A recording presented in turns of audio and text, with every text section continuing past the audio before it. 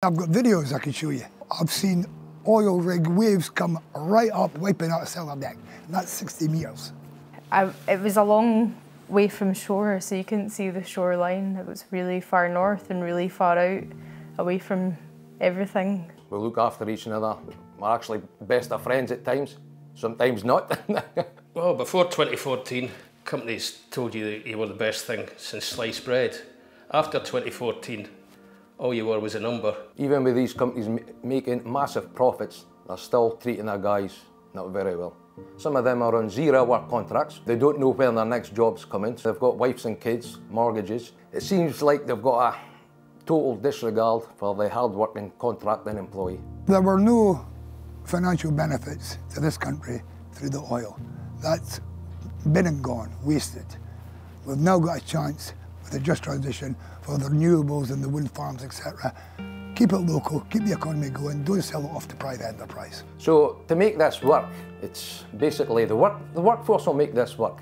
The workforce can come up with great ideas to make things move forward. We just need to listen to them. I took engaging with Platform and Friends of the Earth Scotland to realise we all wanted the same thing, which was a just transition away from oil and gas that was worker-led. When I heard about it, I was interested in getting involved. It sounded like a positive discussion that was going to happen. At the meeting, it was all offshore workers, and we came up with a lot of solutions. It was very good to be held, and it was good for all of us to be held. This is the way forward. Out of the demands of the workshop, I think nationalising renewable energy is going to be the most important factor moving forward. So when I used to go on ships, we went into terminals in Norway, and you could see that the money was distributed around that area. On the flip side of that, oil and gas in the UK is privatised, and that is evident if you go even through the streets of Aberdeen. As I say, Aberdeen, prosperous oil city.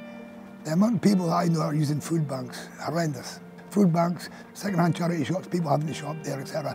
Aberdeen, we should all be running about in Porsches and big fancy cars and the best of clothes. The one I'm most interested in is number 5, strong rank and file unions across the whole offshore industry. Now, I'm a big believer in this because we need protection, and the way you get protection is through the union. I would love to see the Norway model over in the UK sector.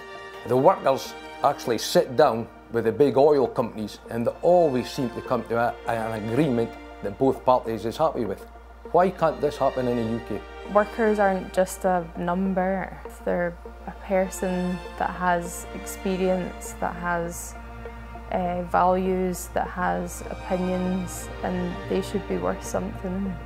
Well, I think the workers and the climate movement should work together so we could spread these 10 demands that we've come up with as far as possible, so they know what the offshore workers and the renewable workers want in the future. It's not just a Scottish thing, a UK thing, it's a worldwide thing. But if you start locally, it'll grow, it'll expand exponentially, and hopefully we'll save the planet. I used to think that nothing would change and we would continue using fossil fuels, and I didn't.